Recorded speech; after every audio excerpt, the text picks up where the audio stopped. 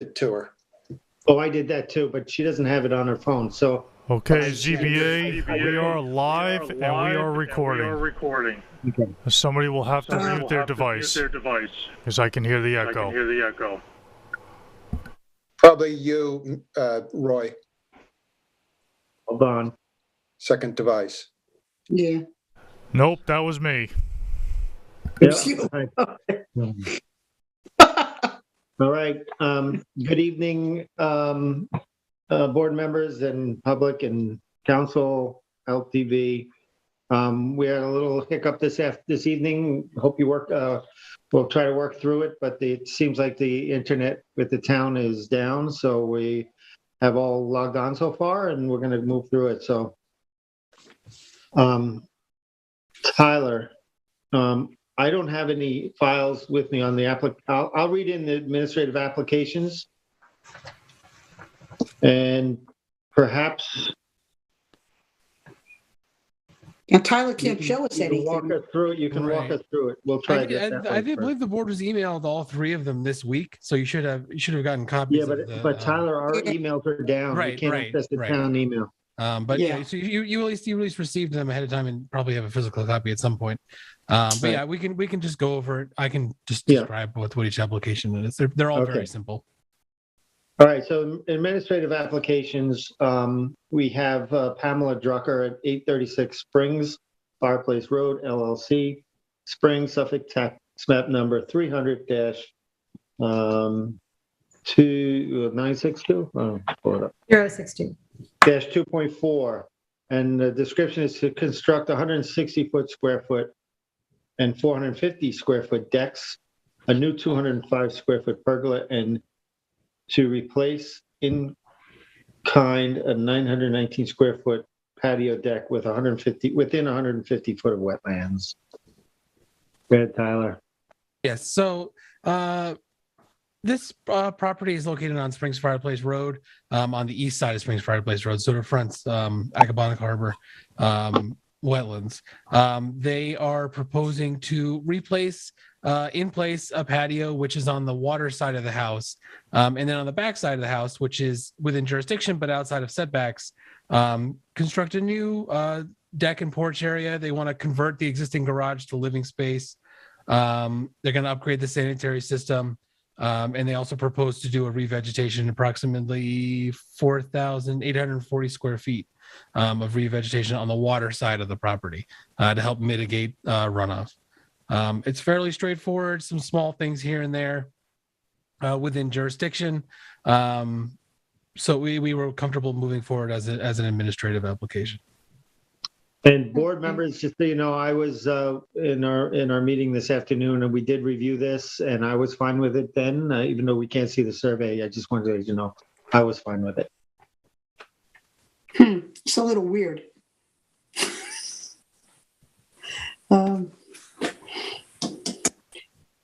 Yeah, I don't know.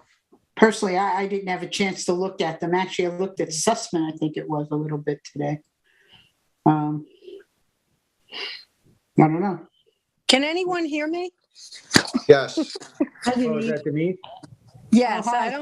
I don't Welcome, see Denise. you. You don't Thank you. see us? I'm on my phone. I don't see you, but I can hear you. So have we done Drucker yet? We're on Drucker Doing it now. Yeah. Okay. Can I make some comments? Sure. The initial concerns I had were the clearing calculations, because by code, the property is only supposed to be 10,000 square feet, and it's cleared 24,000. But when I did a little research and I spoke with the planning department, I was told that it's a pre-existing non-conforming property, and they're allowed to do construction on the property without bringing the clearing into conformity. So that was my only concern. The applicant has agreed to a scenic easement and the revegetation in the rear of the property, and is in the process, I think, of revising the survey to include the proposed scenic easement. So I just wanted to know how other board members felt about this. I just thought with new construction, making the property subject to current zoning, but according to what I have found out, because it's pre-existing non-conforming, that really doesn't play into it. Well, that's true, right, Tyler? That's correct. It's a pre-existing non-conforming clearing, so they, in theory, could maintain that in perpetuity. They are offering to re-veg to some degree. Let me get the Well, numbers. and a scenic easement too? Did he set a scenic easement? No scenic easement that I see on the. I see. No, but I think they were not a scenic. I think- but Tyler, they were going to offer up a buffer. Was that not right? Correct. On this Yeah, one? revegetation buffer along the water side, about 25 feet wide. Right. So I felt the buffer was fair mitigation for this. So Right. Okay. The numbers. Let's see. I mean, after the revegetation, they are trying to bring it lower. It would be Yeah. 21,000, but it's still, Correct. way over. It's still double what they would normally. Yes, be allowed. exactly. Yeah. Okay. Okay, well, based on that additional information, I think I'm okay with it too. Yeah, I agree. Once I researched it, I realized it was okay to go administratively. board members, Yeah, Tim? I had looked at it earlier. I'd love to be able to look at it again now, but Yeah. given the information and the planning department recommendation, I'm comfortable with approving this. Ed, You're on Ed, mute, you're on Ed. mute. You're on mute. Sorry. Sorry about that. I had my doubts when I first looked at this about the amount of work to be done, there's 3 separate items here, and that patio in kind, especially being on the water side of the property. But as the chair has been out there and looked at it and seen it in place, I'm comfortable thinking that if you're comfortable with it, Mr. Chair, I can be comfortable with it too. So I'm all right with going administratively. Denise, would you like to make a motion? Yes, let me get my paperwork in order here. Oh, boy. Okay. I'd like to make a motion for Pamela Drucker, 836 Springs Fireplace Road, Springs, to construct a 164 square foot and 450 square foot decks, a new 205 square foot pergola, and to replace in kind a 919 square foot patio/deck to go administratively. Could you just finish that within 150? Within 150 feet of wetlands. Great. Okay, I'll second it. I'll concur. I'll concur. I concur as well. Very good. Well, Next, 3 of these are Denise's. Okay. next we one- have Okay. Yeah. Maxim Volkov at 15 Outlook Avenue in Springs, Suffolk Tax Map number 300-057-04-3. And the description is to construct a 248 square foot pool patio within jurisdiction of tidal wetlands and bluffs. Tyler? Okay, so I was able to take a photo of the survey and Ooh, just nice. email it myself very Nice. quickly. And Very nice. this is about. This is not the greatest system, but you have a survey here. That's great. So what this was the swimming pool here on this property was in front of the board a couple years ago, which the board approved along with this fencing. Part of that project was a 10-foot revegetation buffer, which hasn't taken place yet. They are now in for a small pool patio, same setback as the existing. It meets, the 100-foot setback just over. It's like 200 and some odd square feet or 250 roughly square feet of patio. The applicant agreed to an additional 5 feet, so 15 feet total of revegetation as mitigation for the patio. It's fairly straightforward. It's on Thermal Harbor. The impact should be fairly minimal, and we're comfortable with this. Denise, you have comments? No, I absolutely feel it's the pool and the residence were already approved, and the small patio is between them.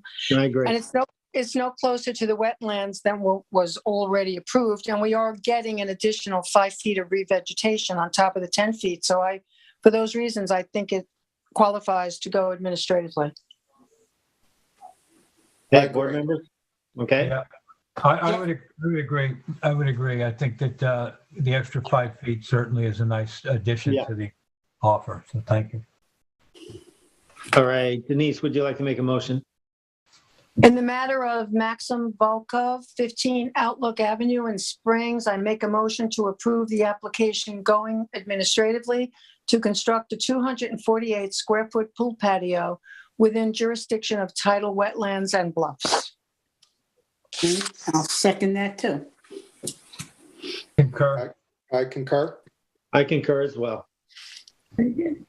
Next, we have Daniel Sussman, 25 Landing Lane in Springs, Suffolk Tax Map Number 300-080-02-12.4 to relocate and allow existing deer fencing within jurisdiction of freshwater wetlands. Okay, again, a bad picture. So this project had an architectural review board approval for fencing on it. I think after the fact, it was realized that they were within setbacks of wetlands on the north side of the property. So this application is to pull back some of that fencing to be conforming to setbacks, and then legalize everything else that is already within jurisdiction. I forget the numbers, like 250 square or linear feet, I'm sorry, of fencing is within jurisdiction. Everything else on the property is outside of jurisdiction. So it's just essentially what's on the north side of the house, that fencing. Okay, are you able to point to anything? Or Sure. no? I can't Oh, see you anything. can, okay. If you can follow Okay. this red line here, Yeah, that's sort of the proposed location, and then these on the sides here are where it was previously. That's within jurisdiction. okay, and you said deer fencing. I didn't see the height of the fence on this when I looked at it earlier I today. believe It's so, 6 it won't be feet, I higher believe. than 6 feet then, is that correct? Correct. Yeah. Okay, Yeah. It says 6 feet on the survey itself. I don't know. it does? I missed it. I don't know if you can read that a little easier now. It says 6 foot, yeah. Yeah, okay. Okay, are we good? Yeah, I think I'm good. I'm good Oh, I with think, I actually think I'm in. 1 second. There you are. Oh, now you gotta hang up. I know, I got it. Yeah. Turn up my phone. Okay. Great, it. Great. great job, you guys. Okay, so I'm okay with this as well. Anybody else? I'm all I'm right. okay with this as well. Okay, Yep, I'm good. Denise, have at it. I'm okay with it as well. Are we ready for a motion? Yes. Yeah, In the matter of the application of Daniel Sussman, 25 Landing Lane, Springs, I make a motion that the application be approved to go administratively to relocate and allow existing deer fencing within jurisdiction of freshwater wetlands. I'll second. I concur. I concur. I concur as well. Okay, we're going to, Tyler, I'm going to start sharing screen now. We're going to start our post-hearing decisions. If you give me a second, I'm just going to Okay, so, reorganize here. sure. Oh, sure.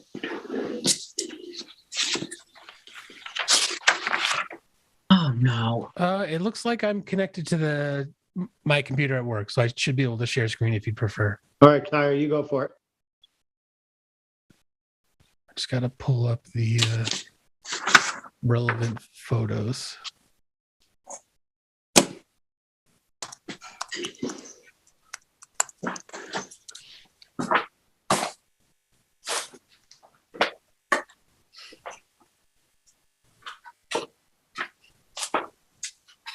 All right. Gregory was up first. Is that correct? Yes. Yes. I'll read it. Let me see if I can, hold on, give me a second here, guys, then.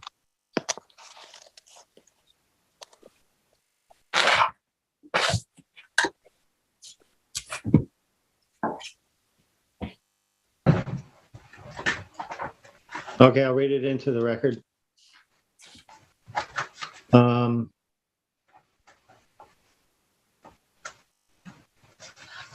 The applicant is Nick Gregory. Hold on. And 15 Shore Road.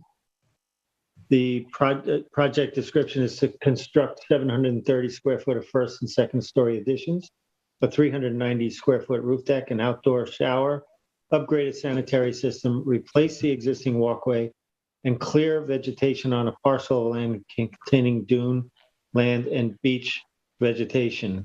The relief requested is a natural resource with special permit pursuant to section 255-420 of the East Hampton Town Code and any other relief necessary.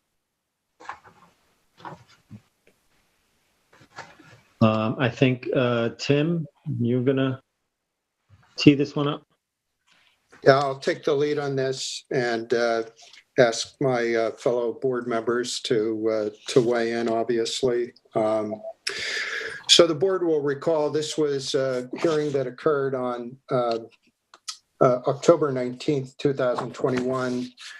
I believe the latest survey, which Tyler has up there, is dated August 17th, 2021.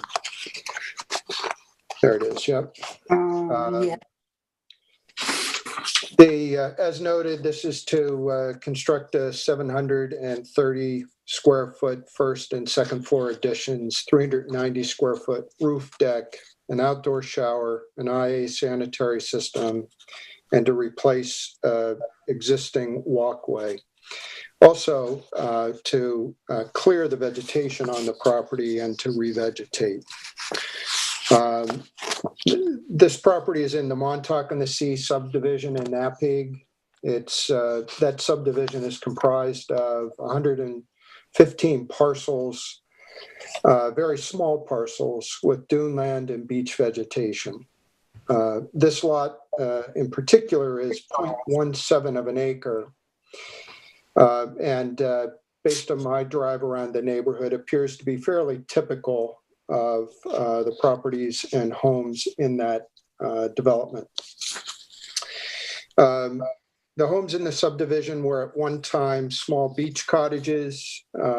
Today, I would use the word as eclectic to describe the various housing styles within this area. Many very contemporary design. Some redeveloped into larger structures, while some of them remain, I'm sure, what they always were.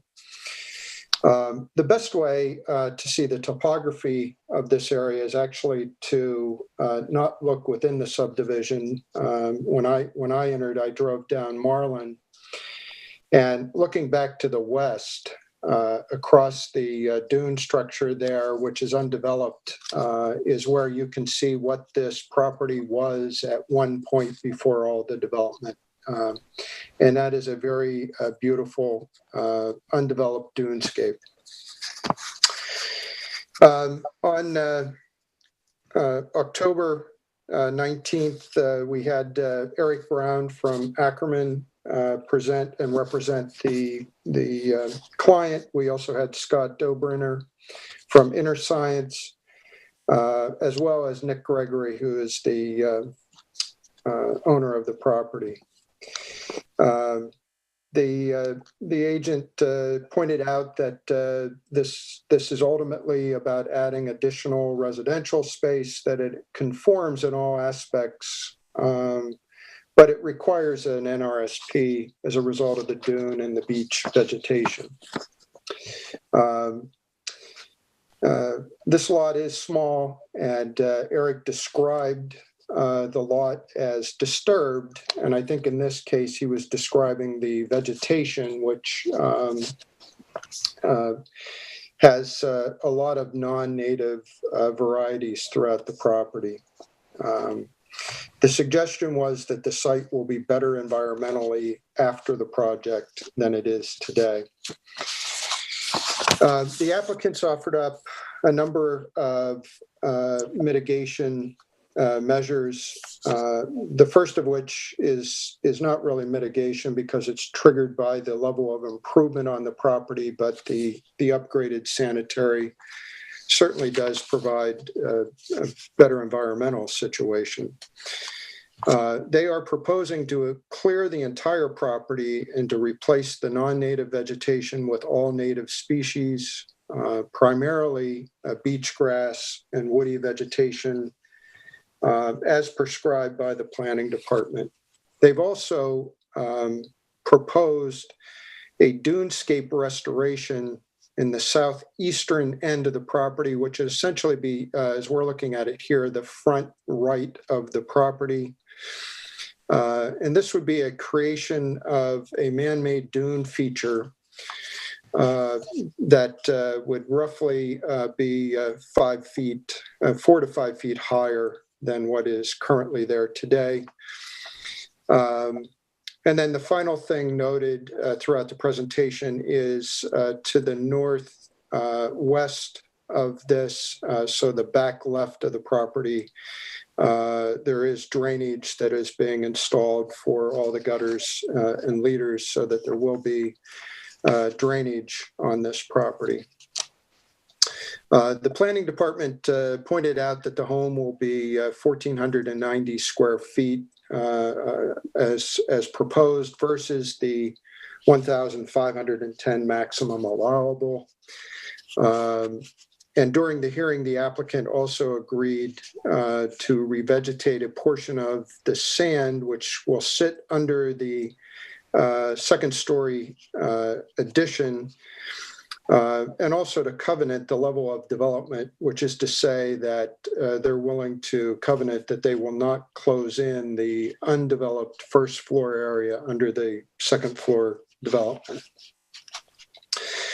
So my assessment is that we are maxing out a very small property. All improvements are conforming to zoning.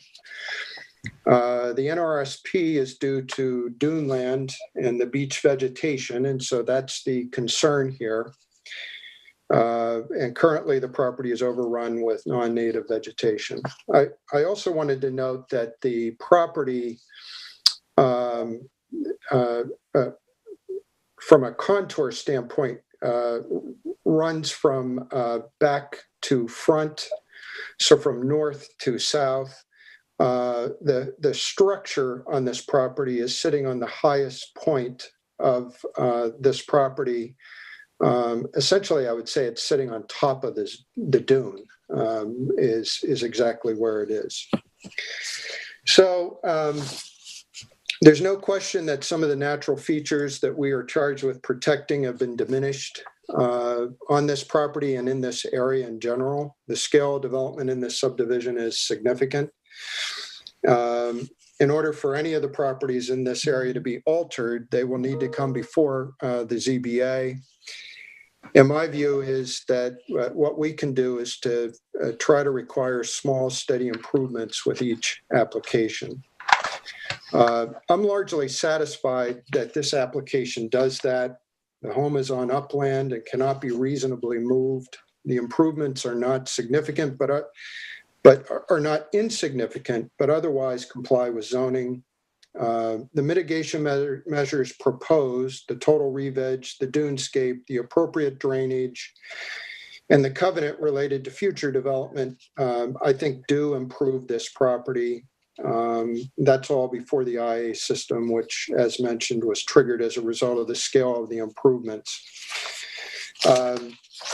So the Nrsp standards are that all structures and uses other than coastal structures shall be located on upland and shall be located so that no natural resource feature or system designated in the statute will be diminished in size, polluted, degraded, or lost. And it is located on upland, and that also, alternative reasonable uses of the property are determined not to exist.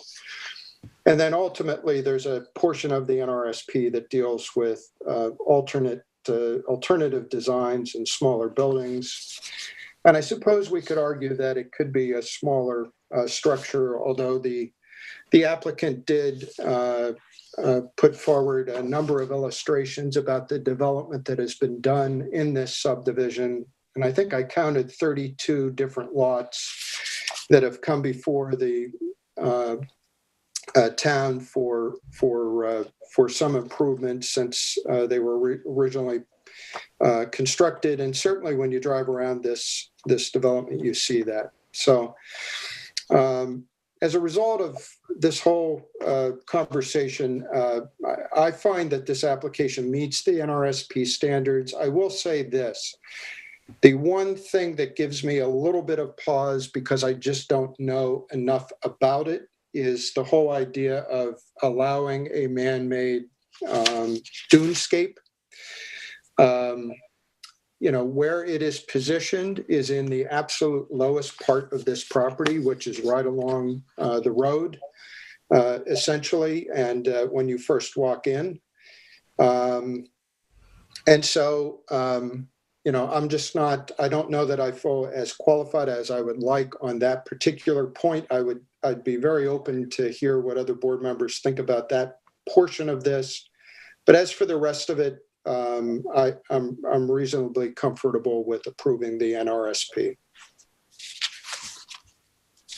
Thank you, Tim. Terry, you want to give it a shot? Sure. Tim, as usual, was very thorough. I agree. I did have two questions. I didn't have in my notes that they said they would give us a covenant to not enclose the open below. I thought they said they would plant some grasses, and maybe they did both. They were concerned first that nothing would grow underneath that. I think there was some discussion about that, but ultimately they said they might plant certain species. The covenant, take your word for it, that I just didn't write it down in my notes. And I'm in agreement. I was, ordinarily this sounded like something that would be too much. But considering the degree of the invasives that are on this property currently, and the revegetation, we've got I believe an updated revegetation plan, L01, that we received in October. The revision's dated 8/4/2021, and it's a very robust plan. And I like the idea of them recreating the dunes. I thought it was a little bit more off the road on the It is. It's revegetation plan. It looks on left the west and the east side of where the second story addition is going to be. But overall, after going back and forth a number of times, I like the idea of the drainage plan with everything going to that northwest corner of the property. And I too think it meets the standards, the NRSP standards, and are looking to approve the project. Everything else, Tim already covered very nicely. Yeah, that's the re-veg plan. Yeah. Yeah, I mean, you can see the top of that created dune is where that elevation 17 contour is. Yeah. A little bit closer to the residence. Okay, Ed? Yeah, thank you, Mr. Chair. I want to thank, again, Member Brenneman for a very complete analysis of this particular application. I have a couple of points, mostly in agreement. I think that the building coverage being nearly maxed out is something that initially gives us some pause when we're dealing with this. We all know that this subdivision is a sensitive one that has been largely overdeveloped, and we've seen some redevelopment in there that gives us pause when we do drive around. It was pointed out by Member Brenneman. However, I think that the approach here was not to add a too significant amount of material, living space to the house, which I think lends in its favor. I do think the sanitary upgrade, which may be having been triggered, nonetheless is an improvement on the site, which in long term, helps us out environmentally. The re-veg plan seems significant to me, and I think that the real key to this, in terms of the disturbance to the property, is when you visit the site, you see that just how much invasive species are there and how much we have to react to that.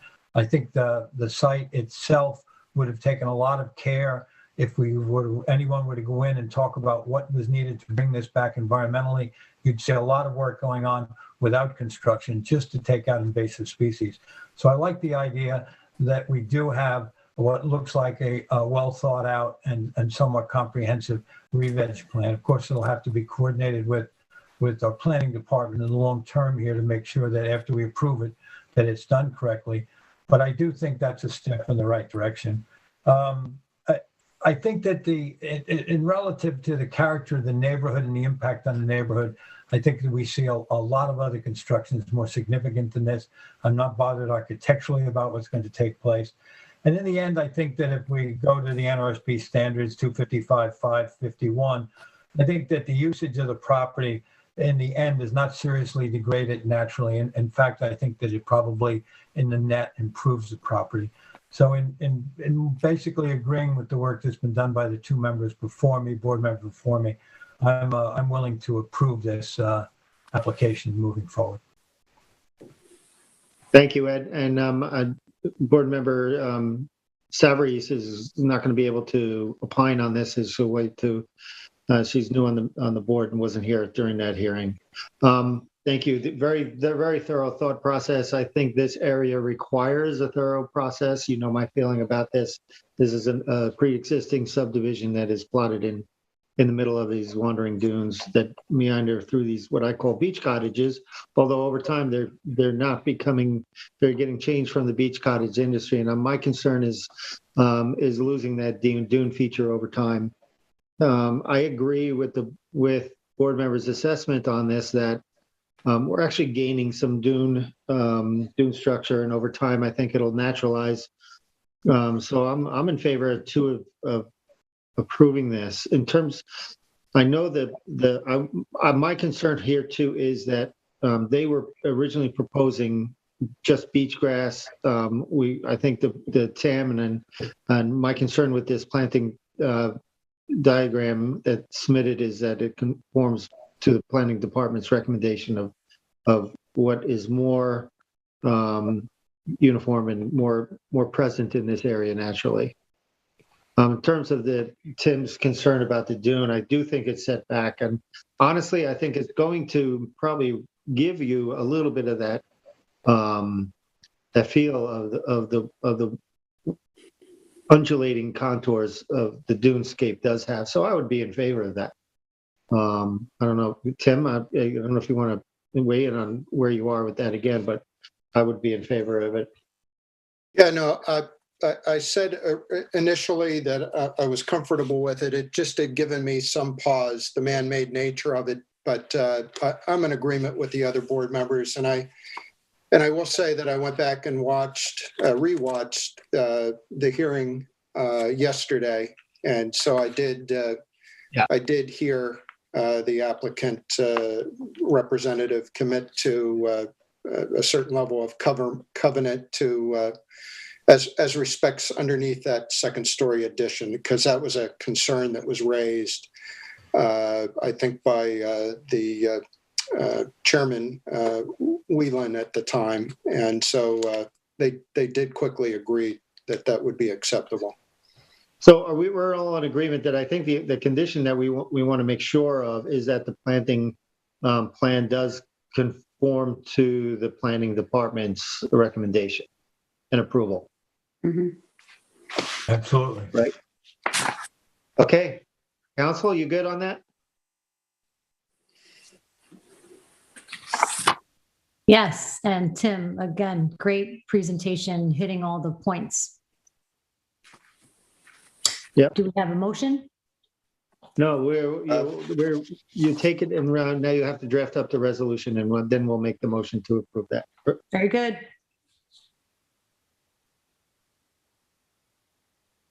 Oh, can somebody, okay, the next we have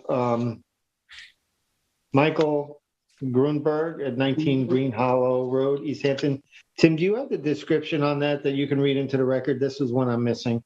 Suffolk County tax number 300-193-02. Sure, and I believe it's 39 Green Hollow Road. 39, right, okay. And it's to construct 1,330 square foot of solar panels on a flat portion of an existing roof. It requires one variance from 255-1110 to allow the placement of solar panels 7 feet 6 inches above the maximum allowable height. And so this was in my area, and I'll proceed with your permission, Mr. Chair. Yes, please. Board members will recall this was also a hearing that we heard on October 19th, 2021. I just read the description of what we have in front of us. And the latest survey, which Tyler probably has up, that I had anyway, was October 16th of 2018. So it looks like we're on the same page there. We had Tim Ivins from Harvest Power LLC, who is the company that would be installing the solar panel. It's actually a roofing company that presented on behalf of the applicant that evening. This home was constructed, it was a pre-existing flat roof structure that is at 32 feet. So it is already 7 feet above the allowable height limit on this property. And the proposal is to put on a pretty substantial solar panel installation over and above that existing roof. It was pointed out that they would be installed, thanks to Vice Chair Johan in his questions, it will be installed with an L bracket. The L bracket raises the height just 6 inches. And it was pointed out that the skylight that you see on this elevation plan, that the panels will actually still be lower than the skylight. And that's due in some respects to the ridge sort of design of that roof. When you're looking at it as we are now, you would think that it's sort of a regular roof. It does not give the appearance of being a flat roof, just the way that it's designed. And so ultimately pointed out that it was very low profile. You'll recall when I presented the field report that I took a number of pictures. This is on Green Hollow Road, can be described as a very wooded area with some farmland and recreational areas and horse farm areas. This property is in itself very secluded. I took pictures from both Buckskill Road as well as Green Hollow Road, and it's very hard to see this home, in fact, from the road. The planning department presented on this, indicated that they did not have a strong opinion on this application. Also pointed out that the variance is because it's placed on a already 32-foot elevated roof, and that's why it would need the variance. It was also pointed out that if it was installed on the gables, that it would not need a variance. I think given the circumstances here, though the flat roof is a reasonable plan. The planning department also referenced that there would be no environmental impact on this. I did note in the plans that were presented that A106 sort of provided a little bit of an overview of that ridge design on the home. And so we're really looking at an area variance. This needs to pass our test for the area variance standards. And to me, it does pass, and it passes on the very first one, which is that the benefit of the applicant from the grant of the area variance outweighs any detriment which grant of the variance will cause to the general health, safety, or welfare of the neighborhood or the town as a whole. And that it is the minimum variance necessary. And on both fronts, comfortable that it meets those variance standards. I would say that we probably need to position this and differentiate it because it is a height variance. it's building on an already non-conforming height. And so my feeling is that what differentiates this is, number one, it's a very wooded area, a very secluded area. As you'll recall, I took a picture of the looking at the property from across a field. So on one side of this building is a field, and another side is a tennis club. So this is a very, very secluded structure, and no real direct impact on a neighbor. I don't believe there's any way that a neighbor would be able to look at this and to see the panels whatsoever. And secondly, it's just the whole design, the design of this roof, and the fact that the panels are going to actually sit below the skylight that's illustrated on this elevation plan is such that, again, I don't think you'd be able to see it if you were close to the structure because because of the angle of you're looking up, and the farther away you get because of the wooded area, I don't think you'd be able to see it that way either. So I think this differentiates the application, and as a result, I am comfortable with approving the variance. Thank you, Tim. Terry? Yeah, once again, very thorough report, and I'm in agreement with Member Brenneman. There's not much else to say, and certainly nothing negative. And to me, it's an added bonus too that the solar panels will also, be sustainable. It's a sustainability effort which the town of East Hampton is, promoting, and they'll be out of view. I think this design was done very tastefully by Harvest Power, and I too am looking to approve it, and I think Thank it's you, Terry. all good. Ed? Yeah, again, following on the comments of both board members who have spoken before me, I think that this is an interesting property. The house is set back. There is great vegetation for protection in terms of viewing it from the roadside.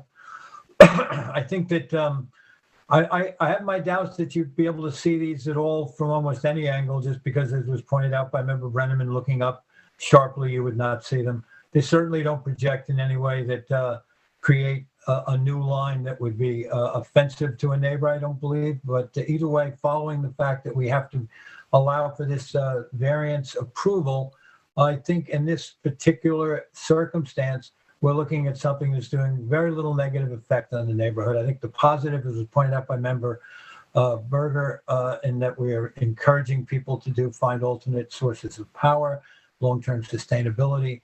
And I think the uniqueness of this particular one, I feel that, as was pointed out again by Member Brenneman, that the benefit here to the applicant far outweighs the negative effect it might have on the environment. So I'm looking to approve the Nrsp on this one as well. Thank you, Ed, and thank you, board members. And I too agree with all of you and feel that this does meet the variance standards. I have nothing else to add. Council, is that good? Yes, very good job. Thank you. All right, next we have, give me a second here.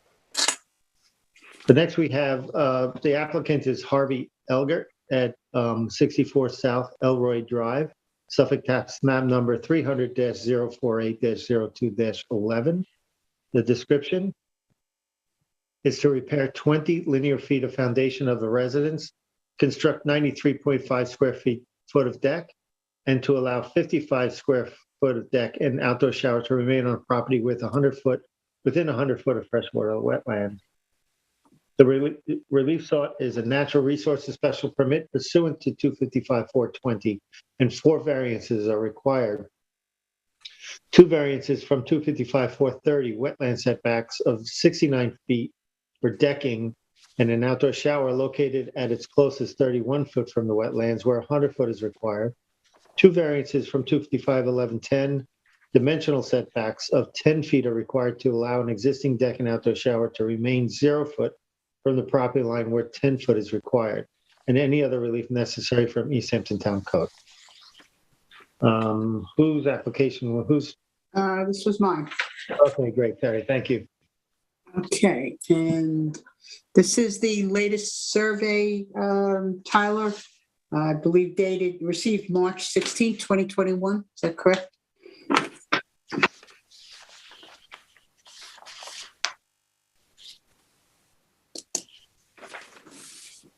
Here's the most recent.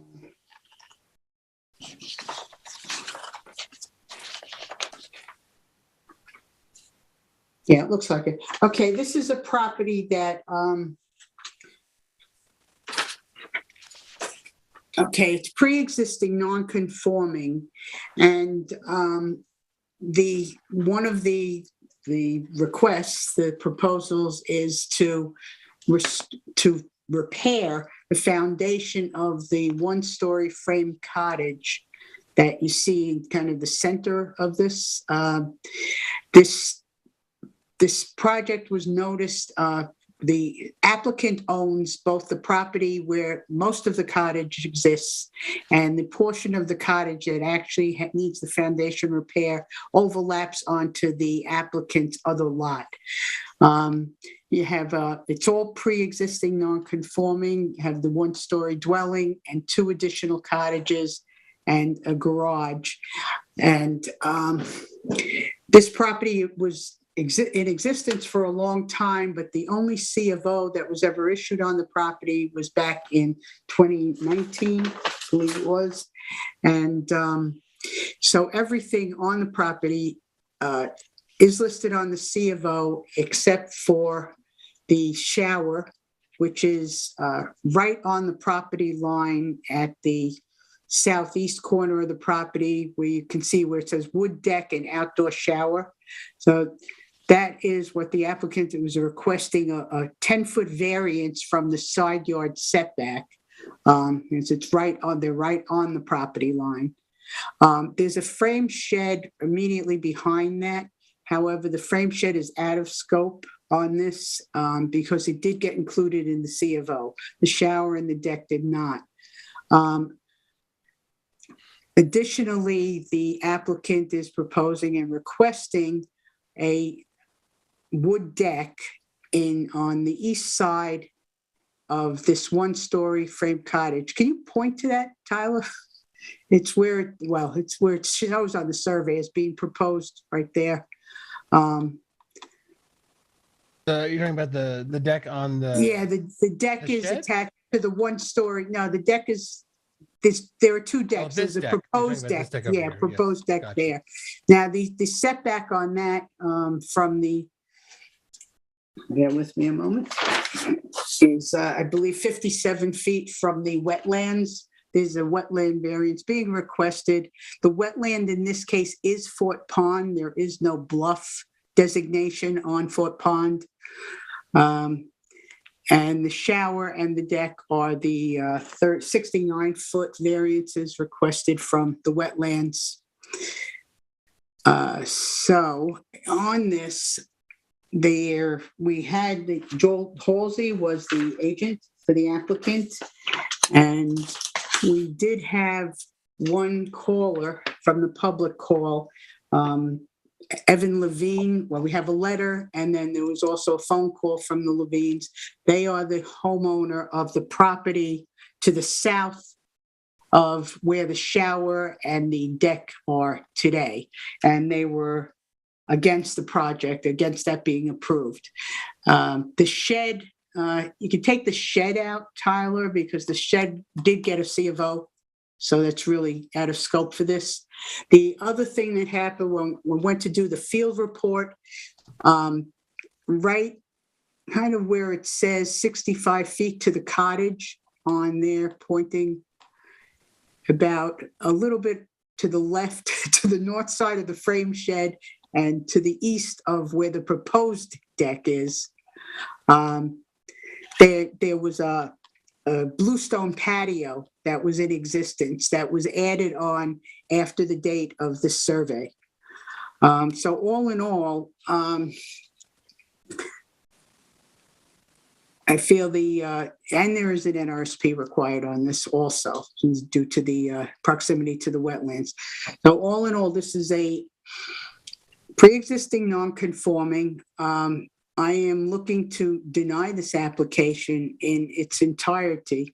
The shower and the deck have to be removed, being denied, and the bluestone patio that was added after the fact, after the survey was done, would have to be removed, and I'm denying the approval of the deck. It's a fairly substantial setback, and also the cottages and this property is non-conforming, pre-existing non-conforming, and to add this deck onto a non-conforming cottage would just increase the non-conformity. So I am looking to deny everything on this project, except for the portion of the repair of the foundation.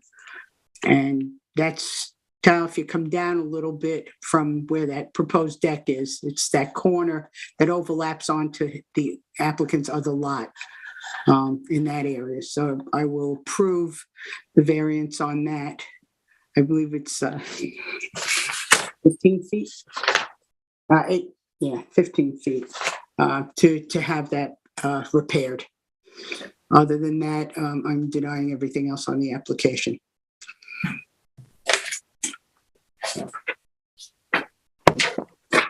Okay, thank you. Ed, I'm going to ask you to go next.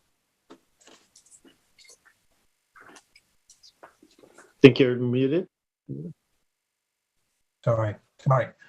My thinking is very much in line with that of Member Berger's.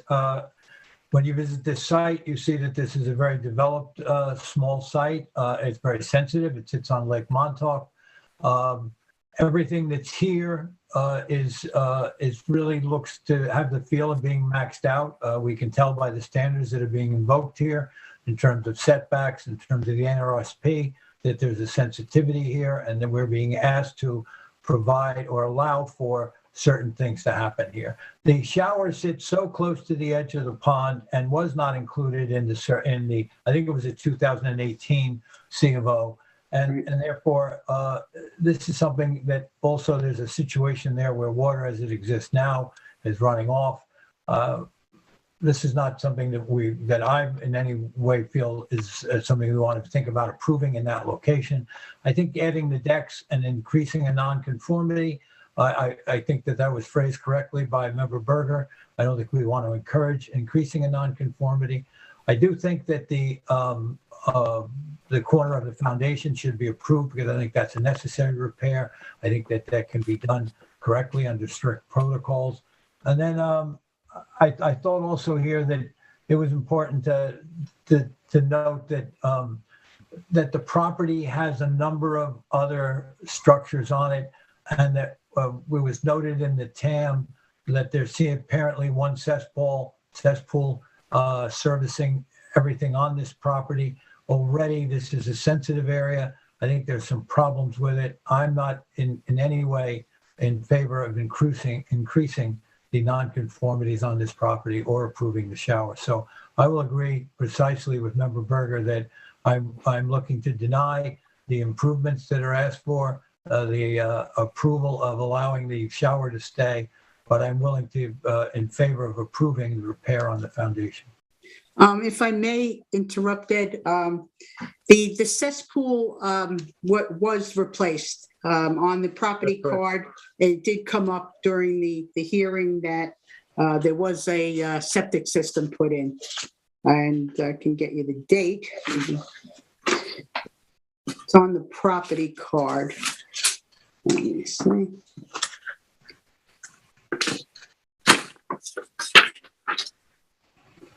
Yeah, back in 2002, there was actually a building permit and a 1,000-gallon septic tank put in. So the cesspool, I think that was a correction on an updated TAM we may have gotten. Thank you for that. There's one other thing I want to mention. I believe that Joel Halsey said while we were in hearing that bluestone patio that had been installed, that the applicant was willing to remove that it had the look of having been recently installed. It was not permanently in place, but merely bluestone set in some sort of circular pattern with a fire pit. And I do remember that at the hearing, he said that they were willing to remove that. So I would assume that we can look at that happening as we move forward with this.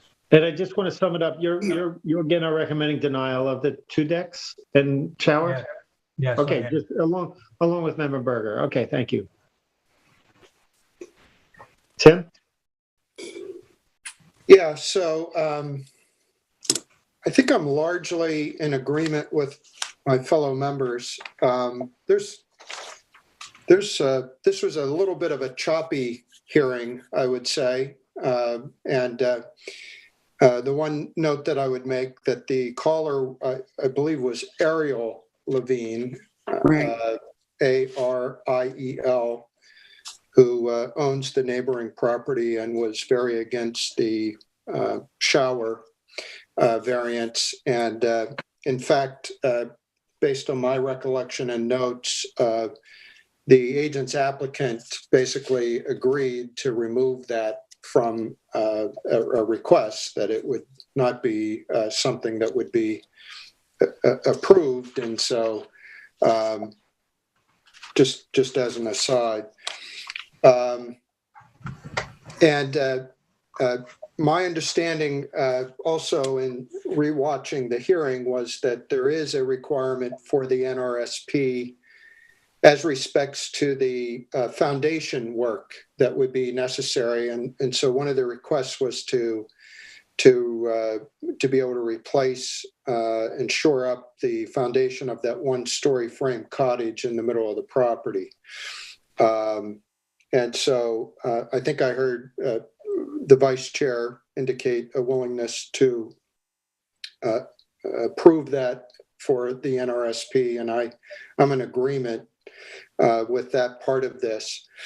And so, I think for the same reasons that were just cited, just the intensity of use on this property, the non-conforming nature of this property, and quite candidly, even the condition that even the night at the hearing, we're finding additional work that's being done that's not part of the application in terms of the bluestone patio. And yes, I understand that was to be removed, but it all sort of fits a common theme of just how much stuff is sort of jammed in on this property. And unless I missed it, I didn't really hear any mitigation associated with any of this, just requests for additional improvements. And so I'm in agreement. I don't think that this passes our variance standards. In this case, I don't believe I believe that the detriment of the town outweighs the benefit of the applicant on this one, and that additional improvements will cause an undesirable change in the character of the neighborhood, that the variances requested are substantial, and just based on the location and the intensity of use on this property, that the variances would have an adverse effect and impact on the physical and environmental conditions, and that's specifically to the Fort Pond area.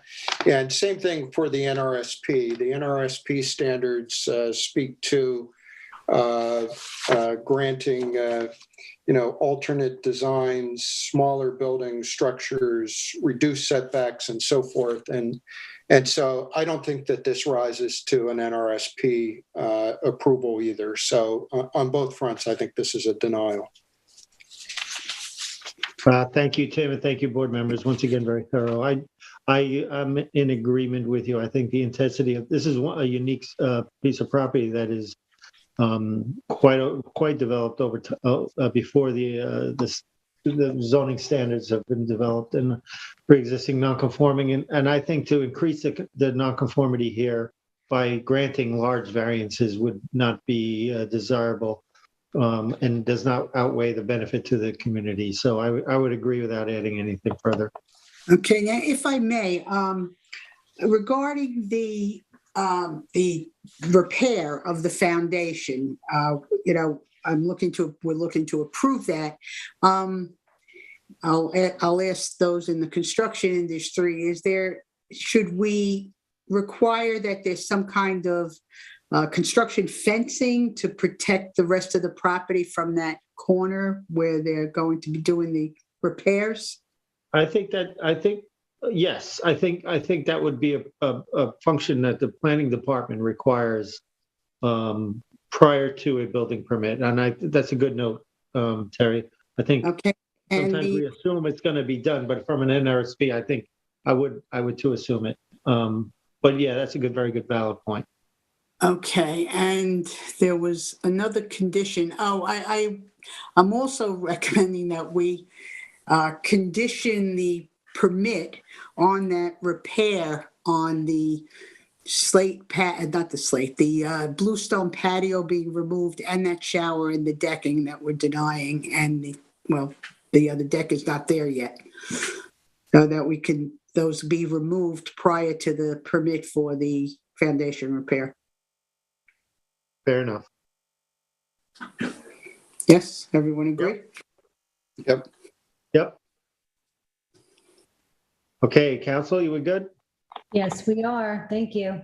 Okay, give me a second. Next hearing is Sylvan Realty. Let me just pull that up.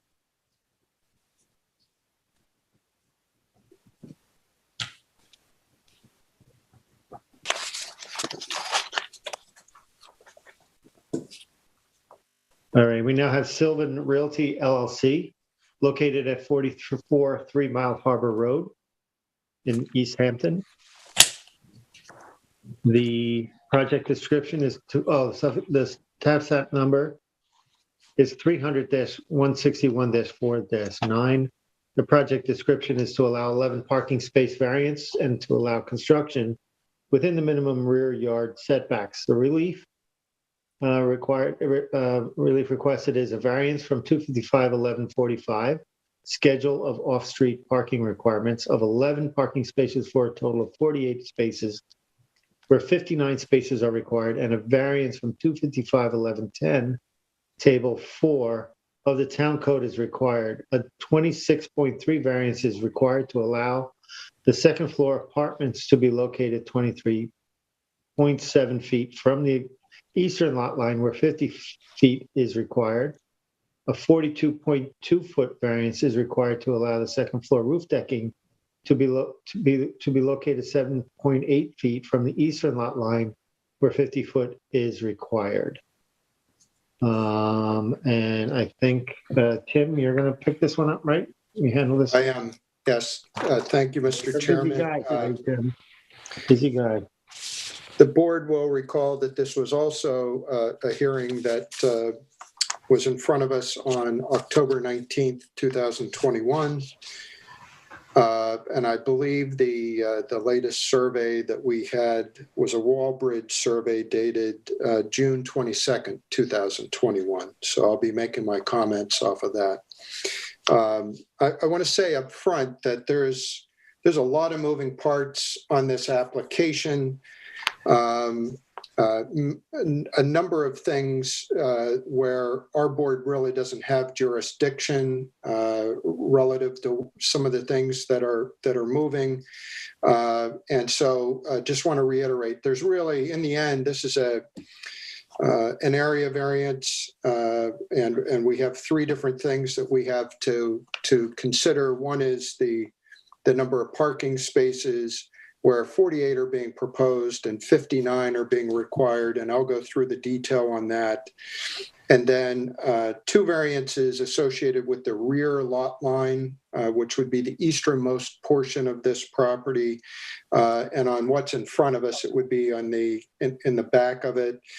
And those two variances are one for two second-story apartments that are designed to be affordable apartments, and then secondarily a separate variance for a deck that would extend even farther east from those apartments. So 3 variances: parking, apartments, and the deck behind the apartments. But I do want to do this application justice, so I want to go through the detail. The building was constructed in the early 1950s and is roughly 70 years old. It was originally a bowling alley, but has more recently been used as a restaurant and a nightclub, and most recently known as Tsunami. And the building is a 1-story, 5,903 square foot structure. It's pre-existing, non-conforming to modern zoning. We heard during the hearing that it likely has a cinder block basement, roughly 8 feet in height, at least according to the architect. The field report illustrated the proximity to the neighbors to the east. Again, that would be the rear to the property.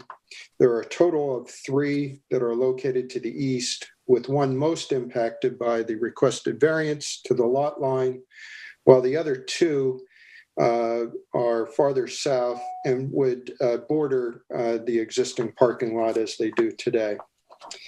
The site plan is proposed to change the use of the land and to expand a non-conforming building, proposing first floor retail space, second floor office space, 2 second floor affordable apartments, and a roof deck providing living area for the affordable apartments. The proposed project in total will be 6,483 square foot of first floor retail. They refer to it as wet retail. And then second floor of 4,570 square feet, which would be, again, office space, affordable apartments.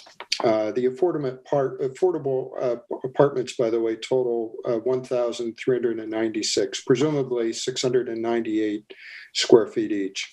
So the total building would be 12,461 square feet. The parking, pursuant to the code that the chairman referenced, which is 255-2-45, breaks down the parking requirements as being a total of 59 spaces. 39 of those are for the retail use, 18 for the office use, and 2 for the affordable apartments. The applicant, as can be seen here on the screen, is proposing 48 spaces, and the site plan calls for parking and screening on both the Suffolk County property on 3 Mile Harbor Road, which would be to the top of this page, and also screening along the back of the property, which would be the easternmost and be relative to the variances that are being requested back there. It should be noted this applicant has been in front of the planning board, and during a June 16th, 2021 hearing, the planning board gave the project, my words, a relatively positive review, which was summarized by the planning board chairman, Sam Kramer, in a note to the ZBA dated October 13, 2021. He detailed that 1 member of the planning board was absent. However, 6 expressed support for the rear yard setback and 2 accessory apartments and the 11 parking space variance. 1 member viewed the 11 parking space variance as excessive. There was also an indication that the overall site plan design elements, such as the frontage towards 3 Mile Harbor Road, will be addressed after the ZBA review. We heard this evening from the applicant's agent, who is Rick Whalen, and also from the architect, Pam Glazer. We also had 1 caller, David Buda, who registered his opposition to the project. It was noted during the hearing that there is a declaration of covenants and restrictions that was recorded in 2009. It's in the town file. I went in and took a look at it over the weekend. And it states that the nightclub use of the property will be forever terminated when the property is formally converted to a different commercial use with all the town approvals. The owner of the property agreed to that declaration in conjunction with a rezoning of the property from commercial industrial to neighborhood business, which the town approved. In addition to not being able to be a nightclub, it also specifically notes that it cannot be a restaurant nor a 24-hour retail business, which I presume would be something along the lines of a 7-Eleven. During the hearing, ZBA Chair John Whelan and now Vice Chair Ed Johan questioned the architect about the amount of work that will be necessary to shore up the structure in order to support a second story, both noting that it's 70 years old. Questions related to whether this would be better done as a new building. The architect indicated that there were some economic reasons why, that it would be better for them to do this within the existing structure and footprint. She admitted that the focus to this point, however, has been on the site plan and approval, not the actual structural work, but voiced confidence that the structure can be made to support the improvements. I think the significant challenge here for us is that there are 3 parties that will have authority in the ultimate design of this project. We have the East Hampton Town Planning Board, who has already been involved in the site plan to get it to this point. It now comes before us as the Zoning Board of Appeals. We also heard from the applicant's agent that there are proposals to Suffolk County that address the front of the property, and that would include the parking, the screening, and also the loading dock, the potential loading dock design. And I would note that we're just one cog in a wheel of approvals necessary. Typically, as a Zoning Board of Appeals, we get kind of a big cake application. In this case, I think we're midstream in this process, and so it's a little bit unusual for us. And on that front, you have to feel for the applicant because it doesn't make this an easy application to unpack. Again, back to the beginning, we're being asked to approve a total of 3 variances based on the design submitted. And again, this really just goes back to our variance standards to make this decision. I would say overall, I believe this change of use of this property would be very well received by the community. Clearly, this is not a desirable location for a nightclub, which is the current use, and I believe a change in use would be well reviewed. And so first, I'd like to say that I am voting to approve the 11 variance parking space request. The grant of the variance outweighs any detriment which the grant of the variance will cause to the general health, safety, and welfare of the neighborhood or the town as a whole. Given the pre-existing nature of the property, I believe it is the minimum variance necessary. With regard to the parking lot, I would also note that this parking lot today is gravel. It is not striped. There is no drainage, and there is no definitive screening. And so all of those things will occur as a result of this application, and I believe provide adequate mitigation for the variances requesting. With regard to the apartments, again, I'm going to vote to approve the 26.3-foot variance from the eastern lot line. The apartment is a second floor apartment. There are 2 of them. And so there's no additional Footprint, this will be a second floor over the existing first floor. And I believe the grant of the variance outweighs any detriment of the grant, again, that would cause to the general health, safety, and welfare of the neighborhood or the town as a whole. While I do find that this variance is substantial, it is a minimum variance to add the affordable apartments, which I find to be very desirable. I would also note that I think the screening in the back of the property will be adequate for the apartments. I do, though, we're charged with granting the minimum variance necessary. I do have concerns about the deck. It's a second-story deck. And you'll recall when I did the site visit that I was taking some photographs roughly where that area is, and you look right back out to the property behind. And as a result, I find the deck a bit more problematic for me based on the fact that we do have an impacted neighbor back there. And while the drawings show a lattice screening of the deck and a plan in the back, I do think this variance is substantial, and I don't think that it provides enough protection for that property behind. And so my view is that this does not rise to our standards, and I would be looking to deny that portion of this application. So in review, I'd say that that if we were the last gear in the approval cog, I'd feel a lot more comfortable.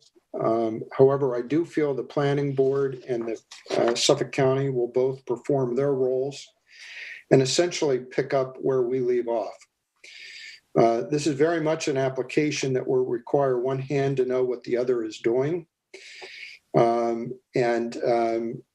By the time it gets finished, I will also say that I would not be surprised, given the nature of this process, if this application in its final form finds its way back to the ZBA for another hearing and an approval on the ultimate final piece of this.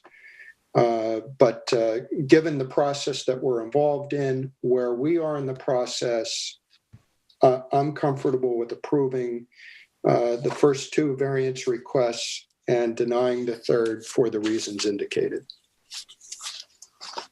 Thank you, Tim, for your thorough, presentation. I'll go to Ed this time. Ed? Yeah, thank you, Mr. Chair. I have to, again, following Tim is always an advantage to us because he's covered things so very well.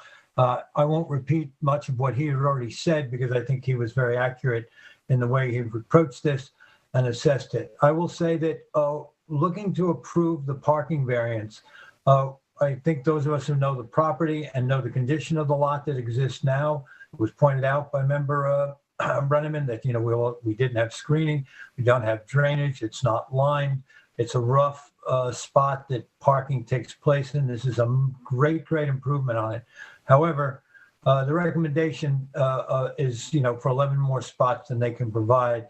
And down the line, depending on how the spot is used, that could become somewhat problematic for full usage of the site. But taking that into account, I still think that the improvement that's been offered here over what exists and the fact that the change of usage of the property is one that greatly benefits the neighborhood. We know the conditions that exist now, especially as a nightclub, that there's parking that can be very much a problem out along the roadway. So I think that all of that leans for approving the parking space aspect of this. I'm also in agreement that anything we can do to provide affordable housing, and that these are 2 apartments, I'd be willing to approve the variance request for those apartments. There's very much the same reasons. I don't want to repeat them that were enumerated by Member Brenneman, which were, very, very nicely covered. And I would also agree with him that at the time that he did his field report, I thought it was very effective to see how clearly you look down onto the neighbor, and that we are asked to look at the effect on the neighborhood, the respect and our rights of the neighbors in these cases. And I think looking at the code, looking at the variances, we're being asked to approve it, I would again agree with him that I would be willing to approve the parking, to approve the variance that's necessary for them to have the apartments. But I'm not interested, I would not be in favor of approving the variance to allow the deck to stay there. So I would agree very much along the lines of Member Brenneman, both his assessment, his completeness, and so on. I did want to make note that I did raise those questions about the structural integrity of the building, and that a letter we received from Rick Whalen on November 23rd, 2021, included from Steve Maresca of, Steve Maresca and Associates, comments about the fact that he stood behind the structural integrity was there. He thought that the CMU, the block foundation, was adequate to support this additional work. The former chair and myself both expressed concerns knowing the age of the property. We went on about that a little bit at length, and that the fact that Steve Maresca is willing to get behind this, and Maresca Associates willing to get behind it, alleviates some of that concern. They've done the inspection. They feel that it's going to be adequate, then they'll move forward, and having taken responsibility for certifying its structural integrity. So as I've just previously said, I'm willing to approve the parking, the apartment, but not to approve the variance needed to allow the deck to exist. Thank you, Ed. Terry? Yeah, well, again, I'm mostly in agreement with my fellow board members. The pluses, will be a huge improvement, but with the change in zoning to the neighborhood business and the retail use, adding 2 affordable apartments is also something else that the town of East Hampton is looking to promote and create more affordable apartments. The parking, I was not thrilled about the parking, but in thinking about the use of that, the way it would be today, if the nightclub were still in effect, the parking would be out of control and actually unsafe, because a lot of times the cars were up on 3 Mile Harbor Road, just on the side of the road. The change again to the retail space should alleviate a lot of that. I think overall this project is very good. I'm bothered. The variance for the second floor apartments, I will be approving that. And I believe actually that they were existing non-conforming, so I don't know that, assuming that this footprint is the ultimate structure that goes in or that remains in, that would be allowed regardless. And the decking, once again, the decking located 7.8 feet from the eastern lot line, where 50 is required, is a huge variance. However, I think I would look to approve that, mostly just thinking about the affordable apartments, and that I think it would be a nice amenity for those that are living in the apartments and above this retail space, just for their recreational use. So I'm going to approve this on the whole. Well, thank you, Terry. I think as well, I agree with my board members. I also would recommend denying the deck, and here's why. I think that one of the things with the commercial nature of the zoning of this property is a double setback, and there's a reason for that, similar to the double setbacks for pools and pool patios, tennis courts, and whatnot. And I think that deck would be inviting some activity out there that's not for its intended use. So therefore, I think that does not outweigh the benefit of the community in this case. Overall, this application actually betters the benefit to the neighborhood, and I think, as our other board members eloquently put, it is an application worthy of acceptance. But I too would vote to deny that, the deck as well. Okay, council? That's good. And just to clarify two things, I believe, Tim, you may have misspoke. You said we've heard from Rick Whalen tonight. I think you meant at the public hearing, yes? Yeah, that night I meant to say. That night, I got you. And Roy, just for clarity, you are only denying the deck, but approving the parking and the apartments. That's correct. Very good. Thank you.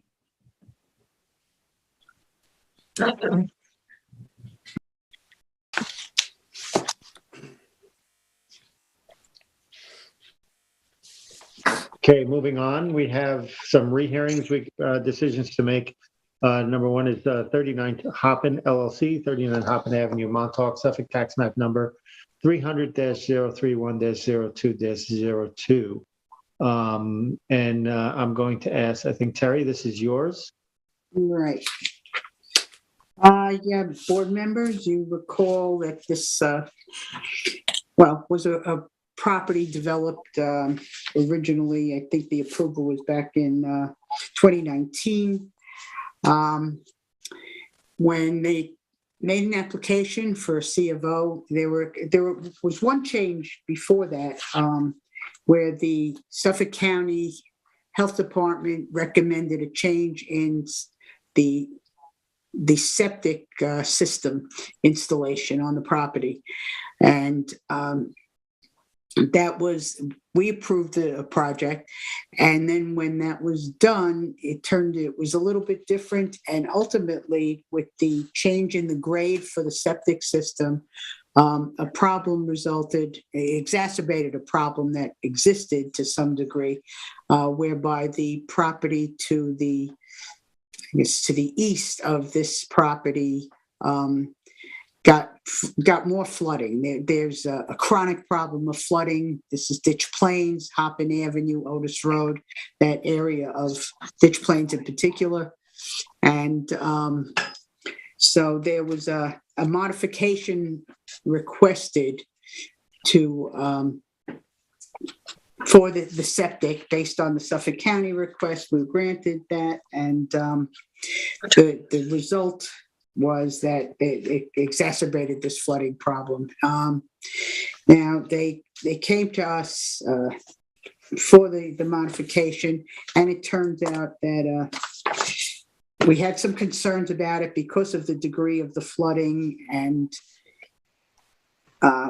we had the town engineer review the proposal from the applicant, and they came up with a plan of creating a swale to take some of that runoff that's down on the south part, just below the property line near the south property there, where you see the septic covers, and create a swale that would take some of the water runoff and direct it back into the direction toward the wetlands, as it was originally done.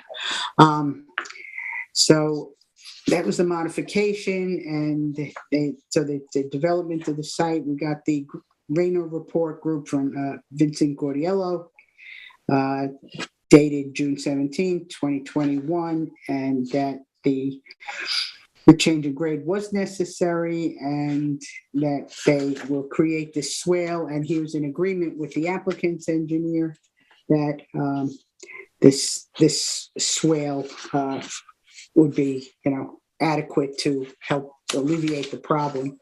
That was the extent of the modification.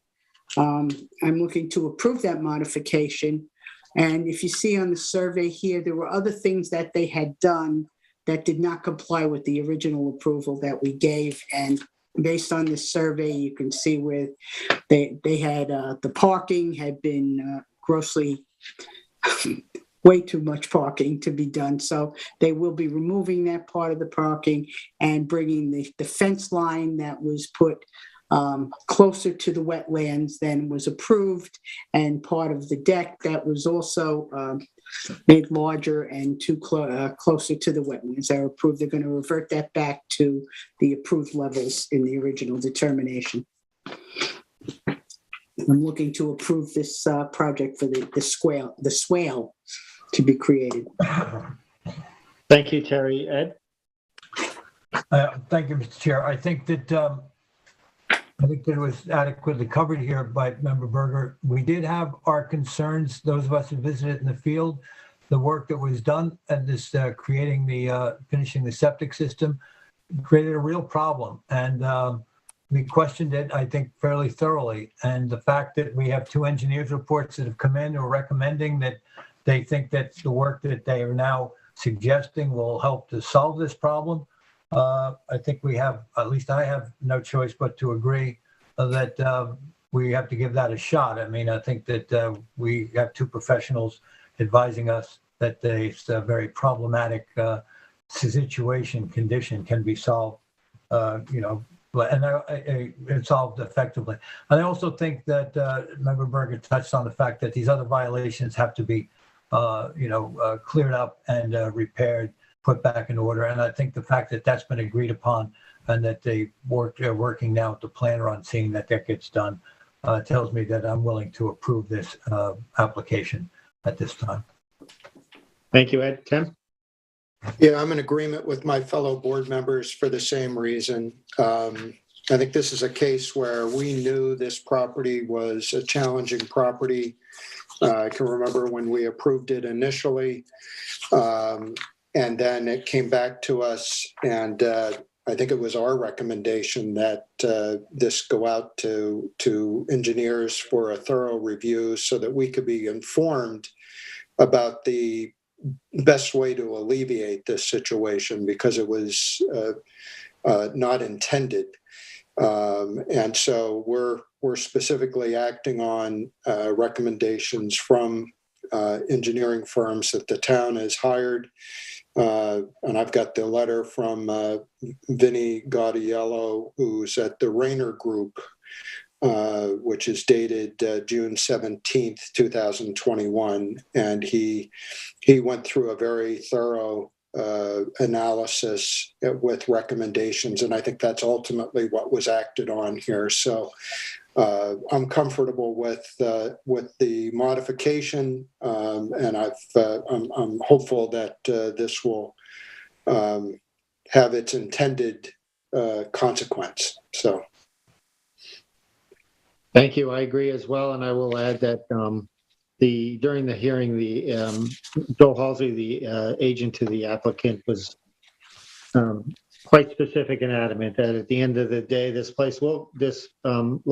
property will conform to the ZBA's determination, except for the edit swale, which is again the engineer's recommendation. So we approve 2. Council. Very good.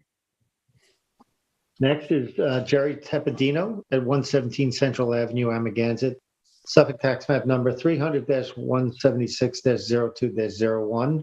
And this is another one that Terry handled. So I'll ask her to go. Okay. Yes, this is also a rehearing that we had at the request of